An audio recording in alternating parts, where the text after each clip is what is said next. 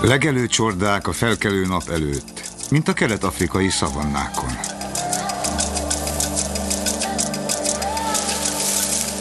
Ördögszekeret kergető szélviharok, mint a vadnyugaton.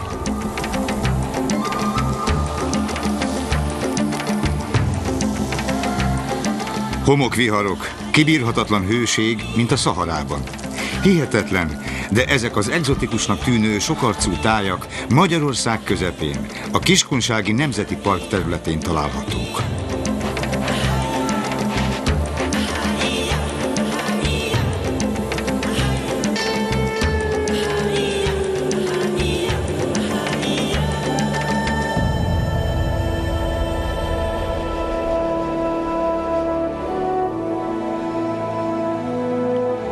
Január. A -10 fokos hidegben tomboló hóvihar majdnem elviselhetetlen, de jellemző erre az időjárási szélsőségekben gazdag és változatos homokvilágra. Az elmúlt századokban az itt élő emberek a ragadozókat kíméletlenül egészen a kipusztulásukig üldözték. A vidrákat, mint a halastavak fő ellenségét, kártevőnek tekintették, és kiváló prémje miatt csak nem kipusztították. Történnie kellett valaminek ahhoz, hogy ez a magatartás megváltozzék.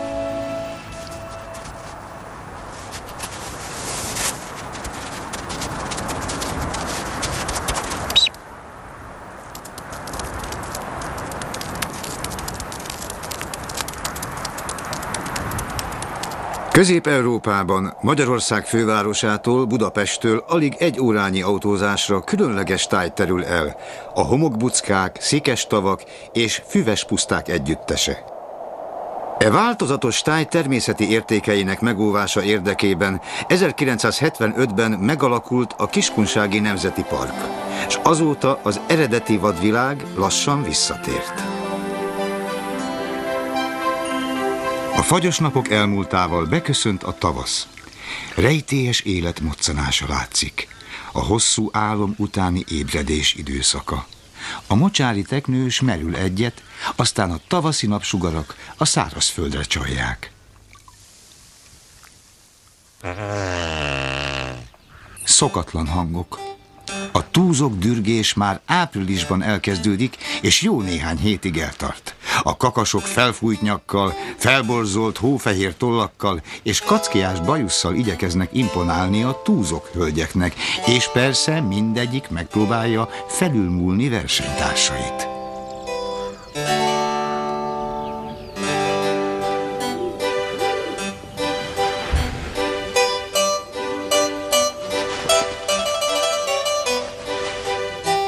Még tollaikból is kifordulnak, hogy a túzok hölgyek kegyeibe férkőzhessenek. A legnagyobb kakasok súlya meghaladhatja a 20 kg-ot is. Lássuk csak, az előadás kezdetére várva a túzok kakasok a dürgőhelyeiken gyülekeznek, a tojók meg az oldalvonalon túlsorakoznak, hogy kiválasszák a legszembevalóbb partnert.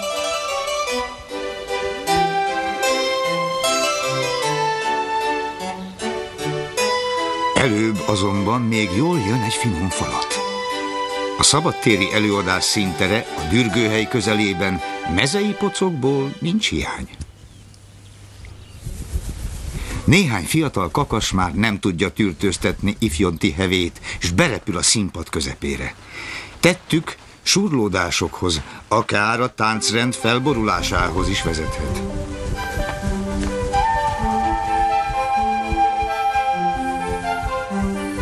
Tavasszal a füves puszták közé ékelődő szikes tavak láncolata vonuló madarak milliói számára jelent pihenő és táplálkozó helyet. A sekély szikes tavak gyorsan felmelegszenek, s parányi vízi élőlényektől, rákféléktől sűrű, nyüzsgő, élő húslevessé változnak. Kitűnő táplálkozó hely a gulipánok számára, amelyek most érkeztek vissza Afrikából. A közép-európai gulipán állomány jelentős része ezeken a szikes tavakon költ. Régebben a hóolvadás után a puszta nagy részét víz borította. Ez előnyös volt az állatvilág számára, de kedvezőtlenül érintette az itt élő és gazdálkodó embert. A házakat és a mezőgazdasági területeket a tavaszi áradás idején csak nehezen lehetett megközelíteni. Ezért már a múlt évszázadban megkezdődött a belvizek és mocsarak nagyszabású lecsapolása. A 20. század 50-es éveiben további nagy területeket szárítottak ki, ma már tudjuk, meggondolatlanul. A nem kívánt következmények nem maradtak el.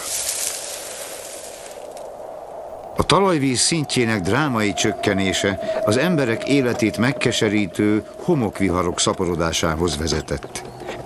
Új szelek fújnak a vidéken. A vízmegőrzési program azt jelenti, hogy a korábban a víz elvezetésére szolgáló csatornákon zsilipek és elzáró szerkezetek épülnek, hogy megőrizzék a természetes vízkészletet. A veszélyeztetett fajok drasztikus állománycsökkenése lelassult. A környezeti változásra rendkívül érzékeny szitakötők is nyugodtan lerakhatják petéiket a víz alá.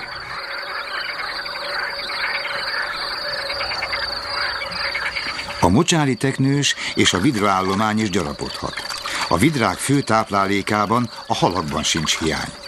Napjainkban a vidra a Kiskunsági Nemzeti Park területén már ismét gyakorinak mondható. A csatornák partjain csak úgy pezseg az élet. A 20. század fordulóján Dél-Amerikából behurcolt pézsmapatkánykölykök első búvárleckéiket veszik.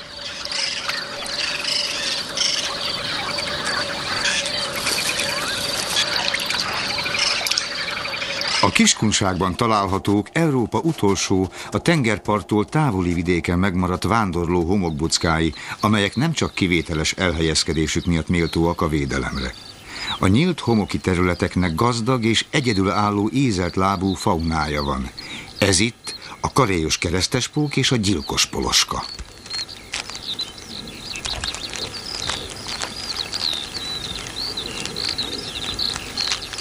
A homokfutrinka vagy cicindella gyors és kíméletlen vadász. Még akkor sem tágít kedvenc vadászterületeiről, mikor a homokfelszín hőmérséklete eléri a 70 Celsius fokot, ami egyébként már a baktériumok elpusztításához is elegendő.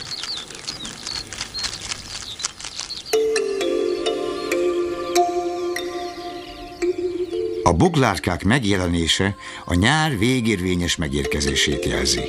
A fóti boglárka lepkék csak a Kárpát-medencében fordulnak elő, szinte kizárólag a gyapjas csütfű nektárjával táplálkoznak. Erre a növényre rakja petéit is, a kikelő hernyói pedig a csütfű levelét rágják. A hernyók cukros váladékot választanak ki, mely vonzza a hangyákat. Homokba vájt fészküket a növény közvetlen szomszédságában, annak gyökerei között építik fel.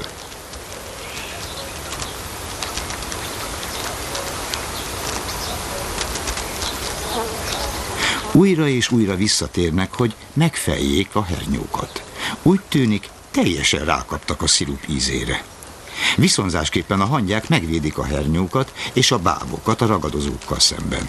A báb hasonló összetételű szirupot választ ki, mint a hernyó.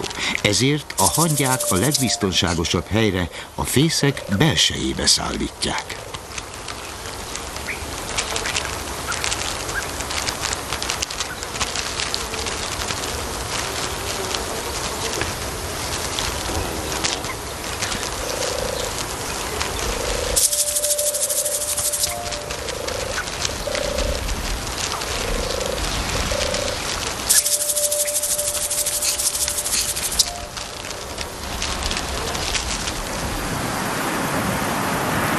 Koranyári melegben a buckákon körös körül homoki árvalányhajmező lengedez a szélben.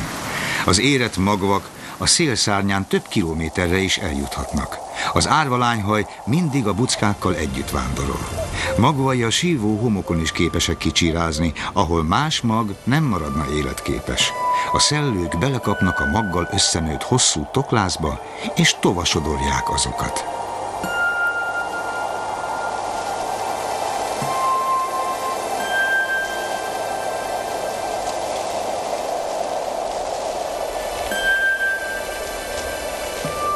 A mag kemény hegyével érkezik a homokba, lehorgonyozza magát, és a szél rezdülései révén egyre mélyebbre fúródik. Végül a növény olyannyira beássa magát, hogy még egy vihar sem tudná kitépni helyéből. A kiskunság büszkélkedhet Európa legnagyobb árvalányhajas mezőivel.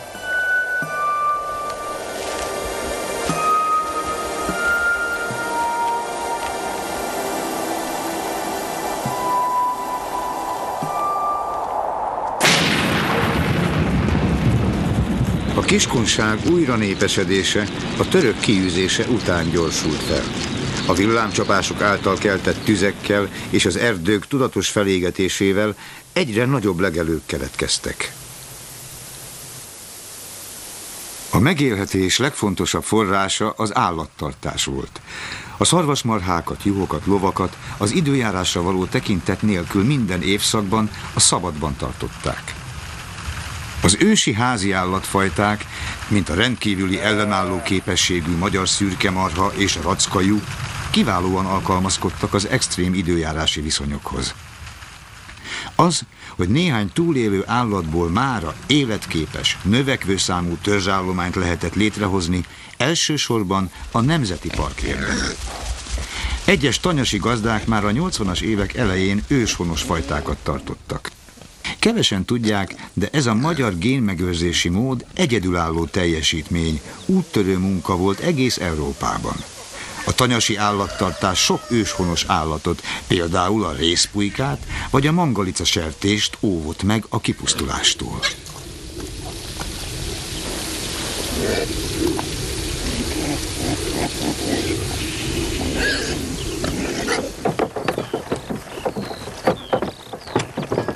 Ez a 4-es szürkemarhafogat szintén Európa szerte egyedülálló. A gazda turistákat szokott kocsikáztatni, hogy a bevételből az ökröket tartani tudja.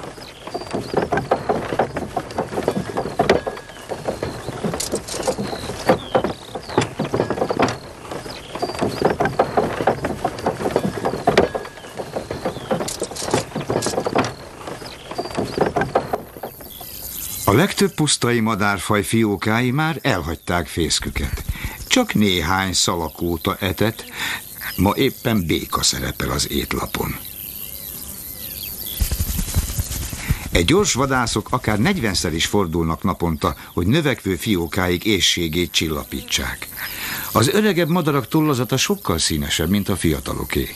Más fiatal szalakóták már elhagyták a családi odút, képesek gondoskodni magukról.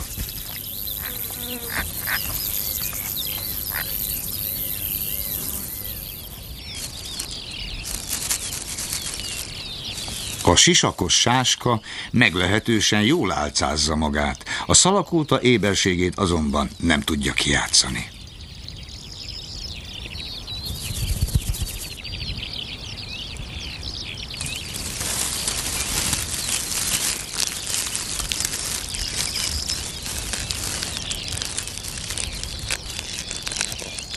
Emberi szemmel nézve ez a rovar leginkább egy fűszálhoz hasonlít, és bár a fiatal szalakóta csak nemrég hagyta el a fészket, már is kitűnő vadászkészségről tesz bizonyságot.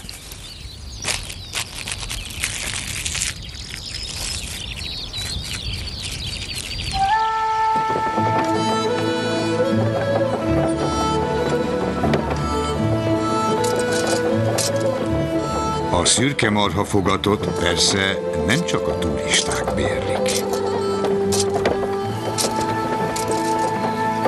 De itt valami nem stimmel.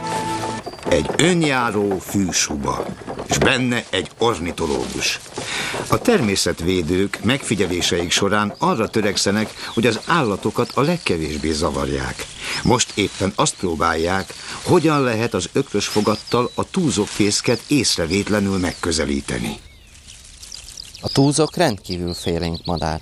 Szerettem volna a fészkénél megfigyelni, de a fiókák már nincsenek itt.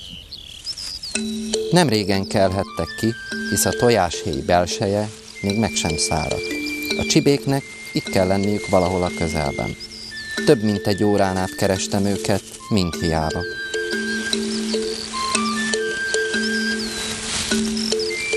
Nagy sokára megpillantottam a túzok tojót, s tudtam, hogy a csibékkel is minden rendben van.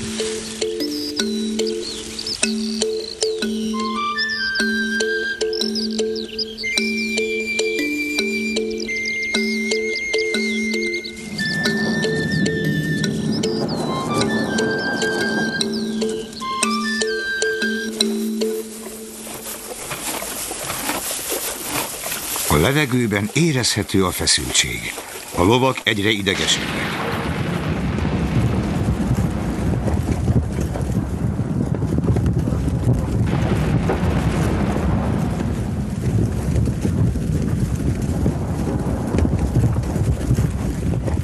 A Duna-Tisza közén gyakoriak a jelentősebb, eső nélküli szélviharok.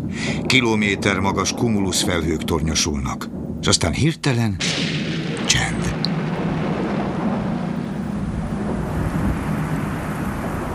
Majd az eső lassan szemerkélni kezd, ám semmi jele a közelgő felhőszakadásnak.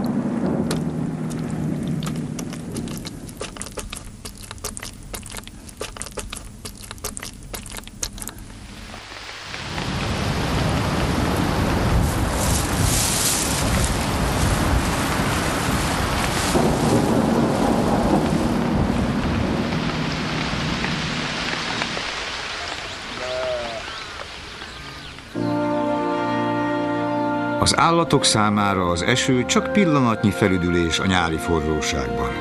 A zuzmók számára azonban a néhány perces eső magát az életet jelenti.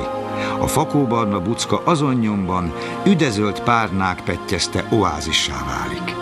A nedves homok és a buja növények az éti csigákat is előcsalogatják rejtek helyükről. Az időjárás változása jelzett a hormonrendszerüknek, és rövidesen párzási rituáléba kezdenek.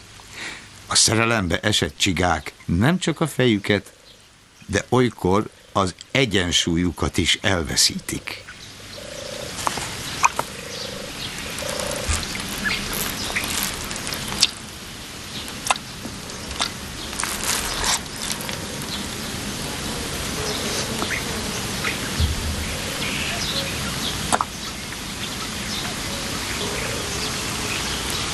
Az éti csiga incsiklandozó falat lehet, a mocsári teknős számára azonban nem kimondottan könnyű fogás.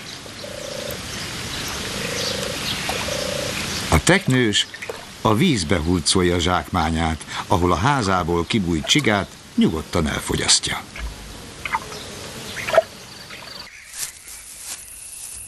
A Nemzeti Park területén állandó kutatómunka folyik. Némely ornitológus magát álcázva végzi megfigyeléseit. Június 29-e. Az álcázás legendás nagymesterét saját hangjával próbálom megbehívni. Már itt is a lappantyú. Nesztelen szárnyakon siklik, mint a baglyok. A szemén megcsillanó zseblámpafény kísérteties külsőt kölcsönöz neki.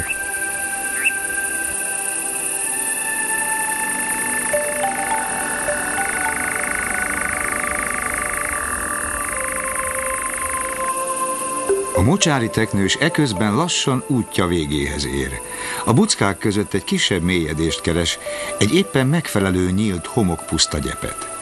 A tótól jó néhány kilométerre rakja le tojásait, melyek száma akár a 10 is elérheti.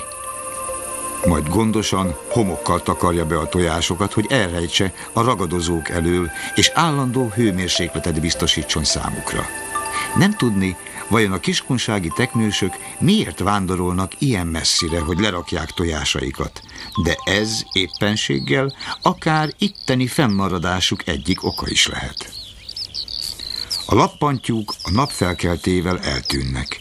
A rejtőzködés nagymesterét fényes nappal csak akkor figyelhetjük meg, mikor egy másik madár a fészkéhez közelít. A lappantyú szélesre tátott csőrével és sziszegésével próbálja meg elriasztani a betolakodót. A szarkára azonban nem gyakorol túl nagy hatást. Veszély esetén a lappantyú teljes mozdulatlanságba dermed. Rendszerint az ágakkal párhuzamosan ül, tollazatának fatörzs mintázata révén pedig szinte teljesen egybeolvad környezetével, valósággal észrevehetetlen.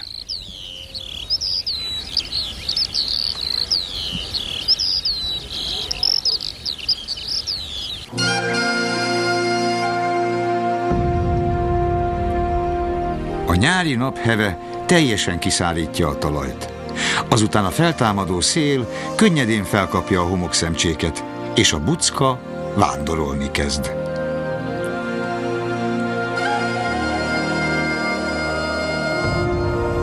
Az egészen finom homokot a szél szinte lebegtetni kezdi, és így már kis szélsebességnél is képes tovább sodorni. A nagyobb szemcsék a felület felett 4-6 cm-re ugrálva haladnak tovább, de ehhez már nagyobb szélsebesség szükséges. A legnagyobb, legnehezebb homokszemek gördülve változtatják helyüket. Ennek a feltétele azonban már egy jóval erősebb szél. A futóhomokbucka minden útjába esőt maga alá temet. A szélformálta táj így szinte napról napra változik.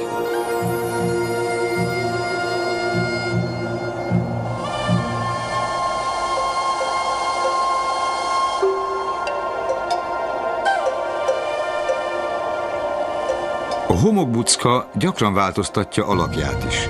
Mikor a lejtő meredeksége egy bizonyos szöget elér, homoklavina zúdul a mélybe.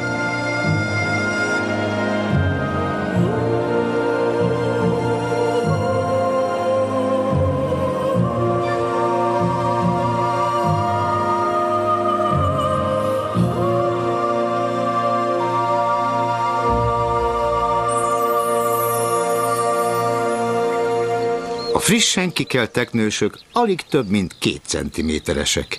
Különböző irányban indulnak el vízkereső útjukra, így mindig akad egy-néhány, amelyik nem esik a ragadozók áldozatául. A nyár végére gyakran kiszáradnak a kiskunság szikes tavai. Itt akadunk egy másik, endémikus növényfajra, a sziki ballagófűre, hétköznapi nevén ördögszekérre. A talajok és vizek különös összetétele következtében az itt élő növények és állatok kizárólag ilyen, az életet egyébként igencsak megnehezítő körülmények között létezhetnek. A szél görgeti az ördögszekeret, így magjai szanaszét szóródhatnak a pusztában. A nagy pólingok hosszú, lefelé görbülő csőrének vége rendkívül érzékeny. A talaj mélyén is megérzi a táplálékot.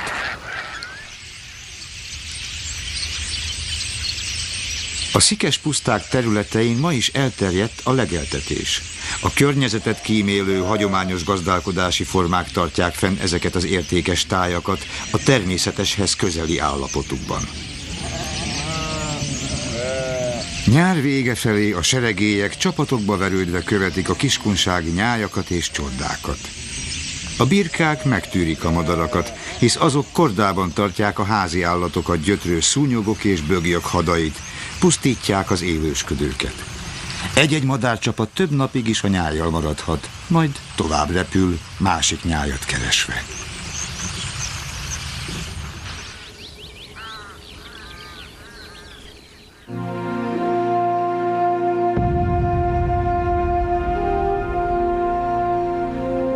Errefelé általában korán beköszönt az ősz.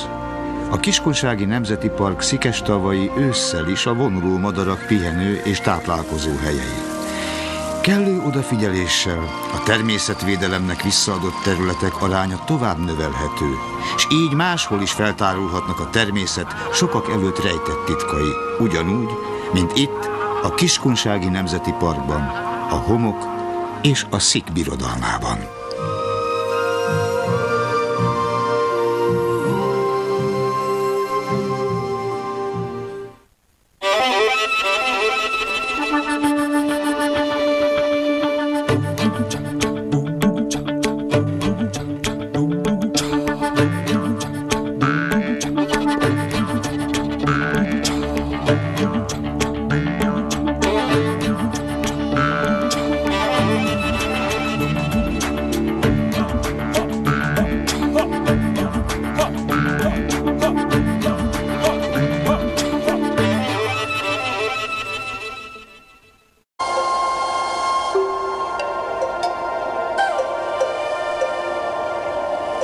A homokbucka gyakran változtatja alakját is. Mikor a lejtő meredeksége egy bizonyos szöget elér, homoklavina zúdul a mélybe.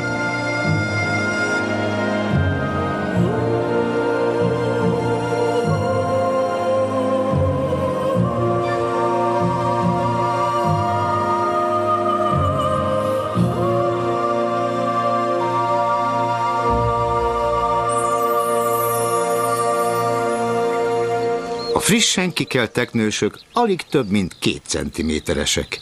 Különböző irányban indulnak el vízkereső útjukra, így mindig akad egy-néhány, amelyik nem esik a ragadozók áldozatául. A nyár végére gyakran kiszáradnak a kiskunság szikes tavai. Itt akadunk egy másik, endémikus növényfajra, a sziki ballagófűre, hétköznapi nevén ördögszekérre. A talajok és vizek különös összetétele következtében az itt élő növények és állatok kizárólag ilyen, az életet egyébként igencsak megnehezítő körülmények között létezhetnek. A szél görgeti az ördögszekeret, így magjai szanaszét szóródhatnak a pusztában. A nagy pólingok hosszú helyüket. Ennek a feltétele azonban már egy jóval erősebb szél. A futóhomokbucka minden útjába esőt maga alá temet.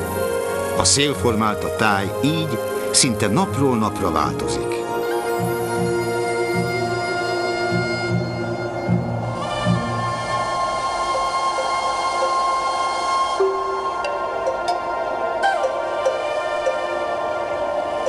A homokbucka gyakran változtatja alakját is. Mikor a lejtő meredeksége egy bizonyos szöget elér, homoklavina zúdul a mélybe.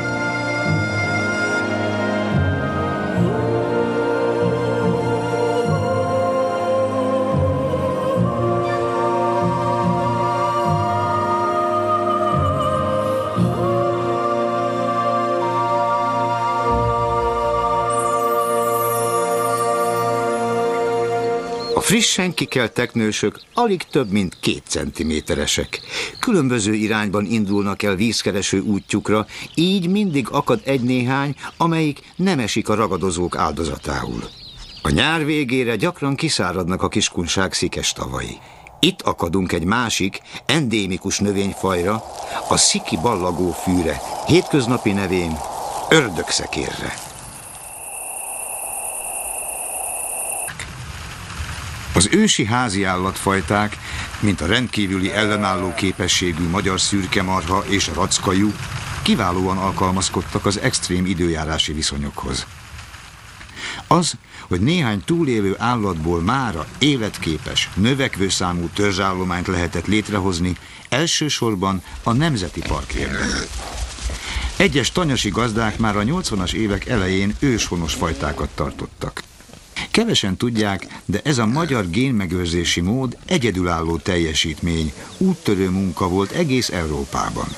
A tanyasi állattartás sok őshonos állatot, például a rézpulykát vagy a mangalica sertést óvott meg a kipusztulástól.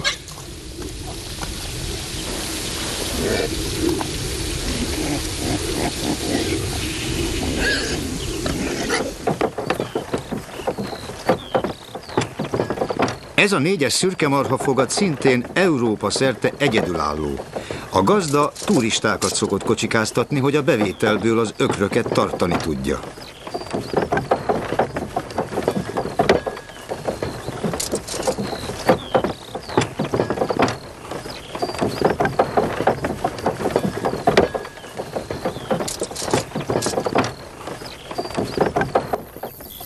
A legtöbb pusztai madárfaj fiókái már elhagyták fészkük. Vonuló madarak milliói számára jelent pihenő és táplálkozó helyet.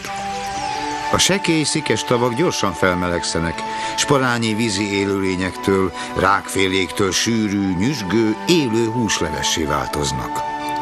Kitűnő táplálkozó hely a gulipánok számára, amelyek most érkeztek vissza Afrikából. A közép-európai gulipán állomány jelentős része ezeken a szikes tavakon költ.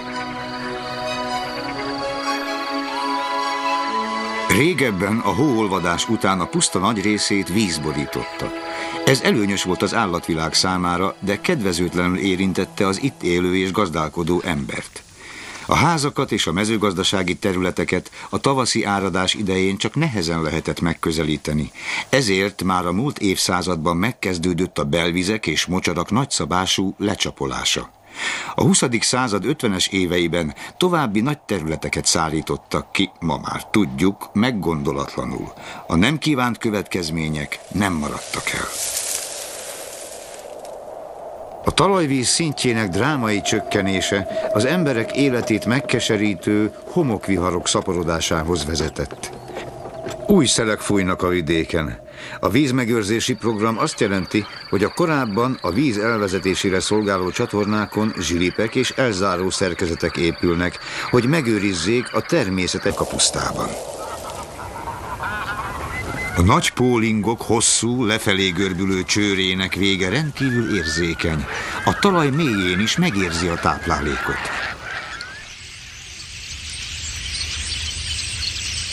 A szikes puszták területein ma is elterjedt a legeltetés.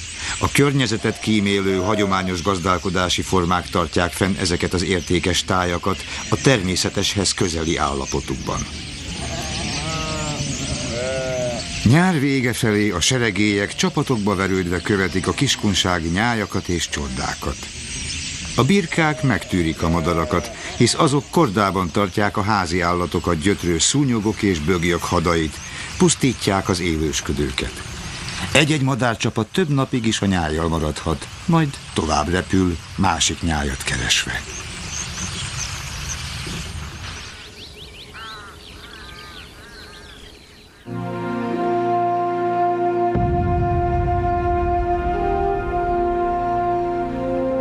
Errefelé általában korán beköszönt az ősz. A Kiskunsági Nemzeti Park szikestavai ősszel is a vonuló madarak pihenő és táplálkozó helyei. Kellő odafigyeléssel a természetvédelemnek visszaadott területek aránya tovább növelhető, és így máshol is feltárulhatnak a természet sokak előtt rejtett titkai. De itt valami nem stimmel. Egy önjáró fűsuba, és benne egy ornitológus. A természetvédők megfigyeléseik során arra törekszenek, hogy az állatokat a legkevésbé zavarják. Most éppen azt próbálják, hogyan lehet az ökrös fogattal a túzokfészket észrevétlenül megközelíteni. A túzok rendkívül félénk madár. Szerettem volna a fészkénél megfigyelni, de a fiókák már nincsenek itt. Nem régen kelhettek ki, hisz a tojáshéj belseje még meg sem száradt. A csibéknek itt kell lenniük valahol a közelben. Több mint egy órán át kerestem őket, mind hiába.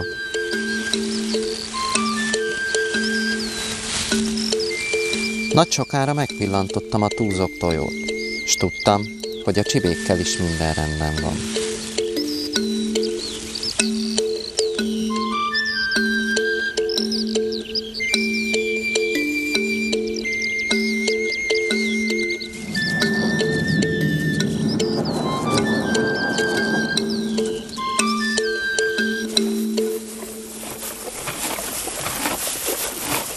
A levegőben érezhető a feszültség. A lovak egyre idegesednek.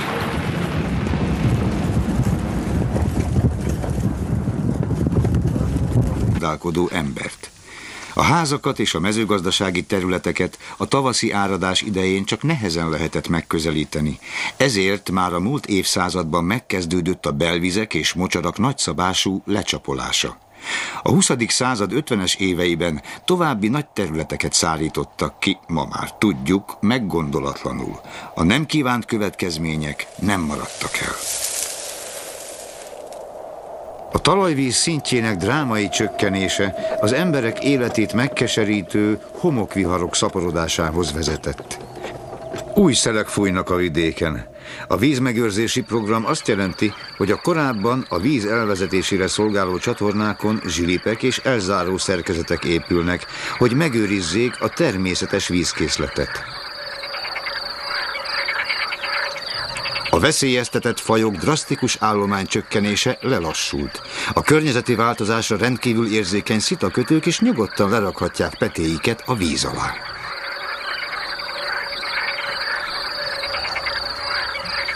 A mocsári teknős és a vidraállomány is gyarapodhat.